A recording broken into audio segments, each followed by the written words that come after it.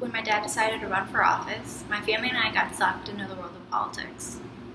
We attended committee meetings and fundraisers and meet and greets on a regular basis. My entire summer was stuffing envelopes and canvassing. I canvassed so much that I became the summer's top canvasser. I also went to the Sorensen Institute High School Leaders Program for 2 weeks in July. Going to this program really opened my eyes to the gender disparity in politics. Almost every day we would have a guest speaker come and speak with us about different aspects of politics. They ranged from lobbyists to the Secretary of the Commonwealth to the governor and his dog. I had a lot of fun and I learned a lot, but what I noticed was that a lot of the speakers, most of the speakers, were men. Those women speakers weren't really in high positions. They were indistinguishable from their colleagues, or they didn't work in the political field. Rather, they polished resumes, or they talked about Myers-Briggs and why certain personalities can't share the spotlight. None of them were VPs or business owners or even elected officials. I'm not saying there aren't any female politicians doing great things. Senator Barbara Favela is a pioneer of education and the environment. She even chaired the Arlington County Board for over a decade. Even so, stately, locally, and federally, the men wholly outweigh the women, and even have since this country was formed. Most every country has this problem. Some, like Mexico, require the gender ratio in politics to be 50%. This, in theory, is great, but in reality it leads to women becoming the secretaries and the interns to the male politicians. My question is this: why aren't more women in politics? Shockingly, this question never occurred to me until after I'd left Sorensen. Maybe it's because I didn't watch enough Fox News. Didn't men give you the kitchen?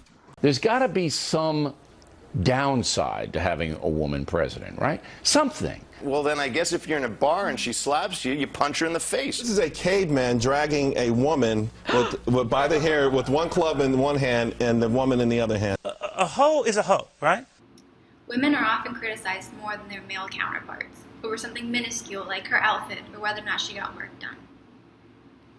If a woman is young with a nice body, she's an object for men to drool over. Judge, when you say hot, you mean an exciting intellectual lawmaker. And a good looker, too. Right. Okay, fine. As soon as she becomes older, she is an ugly hag. Personally, I would cast Philip Seymour Hoffman to play Hillary Clinton. In any situation, her opinion just isn't good enough. Because my dad is running for political office, there are some people who ask me in any form of political debate whether or not my daddy told me to say that. As if I can't speak for myself, or my opinions are worthless unless they came from somebody else, or that I simply can't think, that female brains are too fragile for the world of politics. Many women feel the same way. When I was a kid, I wanted to be the first woman president, on top of being a doctor and a princess. I was lucky. My parents encouraged me, but not everyone is that lucky. There's a great quote by comedian Sarah Silverman that goes, "Don't tell a girl she can be whatever she wants when she grows up," because it would have never occurred to her that she couldn't. We shouldn't be pushing young girls to be politicians or to be in the political field, rather encouraging those that do want to be politically active.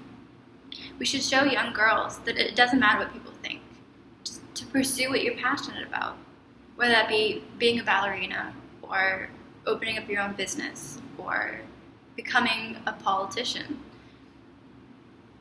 Instead of telling girls they can't, they shouldn't, or they won't, we should be telling them, I believe in you, go for it, and why not? We have to break barriers saying women aren't strong enough, aren't smart enough, aren't qualified enough, and show everyone that we are. Women are just supposed to sit at home and, never question anything. They're just supposed to be pretty and always seen as, the one, you come home and they have like cookies and dinners prepared and stuff like that. So they're supposed to just be housewives, or that's the image at least that is believed.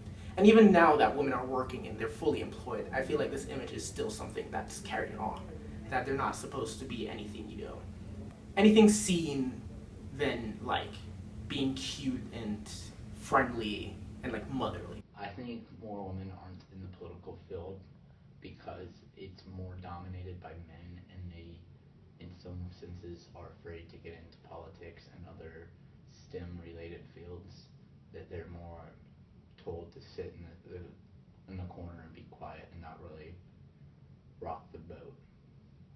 Because we don't see a lot of women in the field of politics, a lot of women choose not to participate. And it becomes a vicious cycle because women don't see that as a career opportunity, because they don't see women role models or a lot of women role models.